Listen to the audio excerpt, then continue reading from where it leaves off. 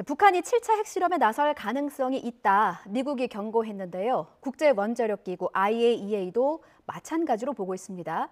북한 풍계리에서 핵실험 준비로 보이는 징후를 포착했다 이렇게 밝혔는데요. 또 영국으로 가서 이른바 파티게이트로 불신임 투표에 붙여졌던 보리스 존슨 총리 가까스로 절반이 넘는 신임을 받으면서 기사회생했습니다. 자, 오늘 아침 들어온 지구촌 소식 국제부 뉴스룸 연결해서 정리해 보겠습니다. 이승훈 기자. 네, 이승훈입니다. 예, 먼저 북한의 7차 핵실험 가능성 미국이 경고하고 나섰다고요? 네, 그렇습니다. 네드 프라이스 미 국무부 대변인이 브리핑에서 한 말입니다.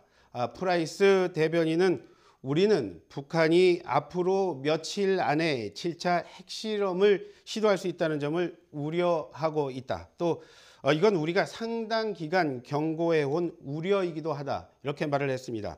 또 이런 우려가 긴급 상황인 건 맞지만 대비 역시 충분하다는 말도 덧붙였습니다. 특히 동맹 간에 단합된 논의가 있었다고 강조해서 눈길을 끈기도 했는데요. 미 국무부 동아태 차관보도요. 이런 상황을 오늘 한미 전략 포럼에 나와서 재확인하기도 했습니다. 자, 앞서서 국제원자력기구 IAEA도 핵실험 징후를 포착했다 이렇게 밝혔었잖아요. 네, 그렇습니다. 라파엘 그로시 IAEA 사무총장이 직접 비슷한 보고를 IAEA 이사회에서 했습니다. 그러니까 풍계리 핵실험장 갱도 가운데 하나를 재개방한 징후를 IAEA가 확인했다는 겁니다. 이런 징후 핵실험을 위한 준비일 수도 있다고 경고를 했습니다. 또 영변에는 5메가와트급 원자료가 가동되고 있다는 걸 확인했다. 그런 말도 했습니다. 최근 한반도 주변이 이른바 강대강 대치로 가고 있지 않습니까? 그래서 북한이 현재 도발 수위를 올리기 위해서 핵실험을 감행할 가능성이 커지고 있다는 게 백악관 주변 얘기입니다. 그렇군요. 자, 이번에는 영국으로 넘어가서 영국 얘기해 보겠습니다. 보리스 존슨 총리 파티 게이트로 불신임 투표에 붙여졌는데 가까스로 살아남았군요. 보리스 존슨 영국 총리 불신임 투표 조금 전에 끝이 났어요. 현지 시간으로 밤 8시쯤 투표를 했고요. 그리고 1시간 뒤에 그 결과를 발표를 했습니다. 존슨 총리는요. 보수당 하원 의원의 신임 투표에서 찬성 211표 그리고 반대 148표로요. 하원 의원 전체 359명의 과반인 180명이 넘는 지지를 받아서 말 그대로 기사회생했습니다. 이에 따라서 존슨 총리는 이제 총리직을 유지하게 됐는데요. 자, 불신임 투표를 하면 영국에서는 앞으로 1년 내에 또 다른 불신임 투표를 할 수 없도록 하고 있습니다. 그러니까 앞으로 1년의 임기 확실하게 보장받았다 그렇게 말씀드릴 수는 있겠습니다. 다만 존슨 총리가 받은 찬성표 59%라고 말씀드렸지 않습니까? 이건 테리사 메이 전 총리 때의 63%는 매우 낮은 거라 매우 불안한 승리다. 이게 바로 영국 언론들의 평가입니다. 그렇군요. 자, 그렇다면 이 총리의 불신임 투표로까지 연결된 파티 게이트가 구체적으로 어떤 겁니까? 파티게이트는요, 영국의 보리스 존슨 총리 그리고 총리실 직원이요, 지난 2020년, 2021년 그러니까 코로나19가 한창 때 아닙니까? 이때 수시로 파티를 했다. 그런 스캔들입니다. 지금까지 확인된 것만 무려 17번의 모임이 있다고 해요. 자, 이런 스캔들에 존슨 총리 그리고 그의 측근들 빨리 사퇴하라 이런 목소리가 커졌습니다. 최근 지방선거 있었지 않습니까? 이때 보수당이 패배한 주요 요인이 되기도 했고요. 경찰 조사가 있었습니다. 경찰 조사가 있었고 끝나서 다소 잠잠해지기는 했었는데 또다시 술파티와 관련한 여러 사진이 흘러나오면서 오늘 불신임 투표까지 했습니다. 요 며칠 사이에는요. 총리의 부인이죠. 캐리 여사의 파티에 관해서 이런저런 소문까지 나오고 있는 상황입니다. 그렇군요.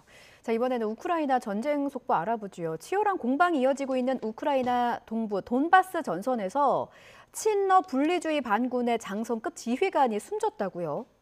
네, 우크라이나 군의 발표입니다. 예. 우크라이나 군은요. 도네츠크 인민공화국군, 그러니까 친러시아군이 되겠죠. 도네츠크 인민공화국군의 1군 단장인 로만 쿠투초프 소장이 사망했다고 전했습니다. 쿠투초프 소장은요. 루안스크에 있는 한 마을에서 러시아군의 공격을 지휘하다가 숨진 걸로 알려지고 있어요. 자, 러시아군 국방부 지난 2월 24일에 개전이 시작이 되지 않습니까? 그 이후에 현재까지 장성급 지휘가 4명이 사망했다고 밝히고 있고요.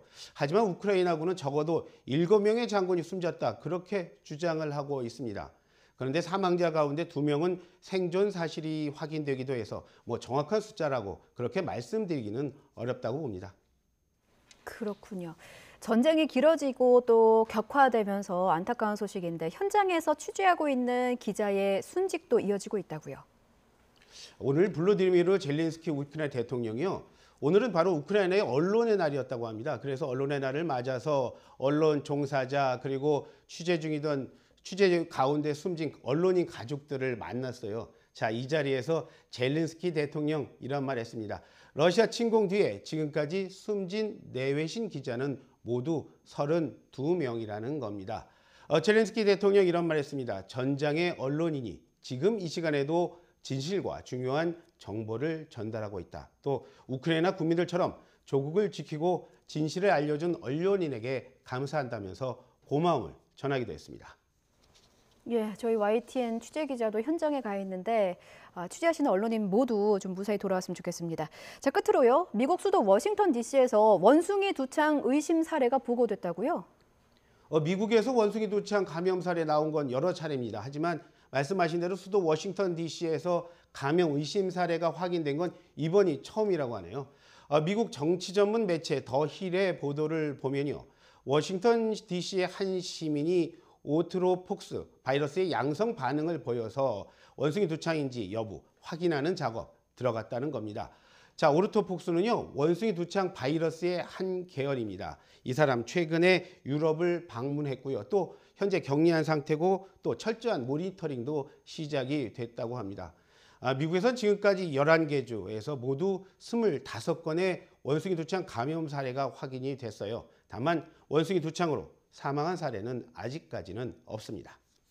까지 확인해 봐야겠습니다만 미국의 수도까지 진격한 것으로 보여서 우려가 크네요. 내일도 신선한 뉴스 부탁합니다. 지금까지 국제부 이승훈 기자였습니다. 잘 들었습니다. 네, 고맙습니다.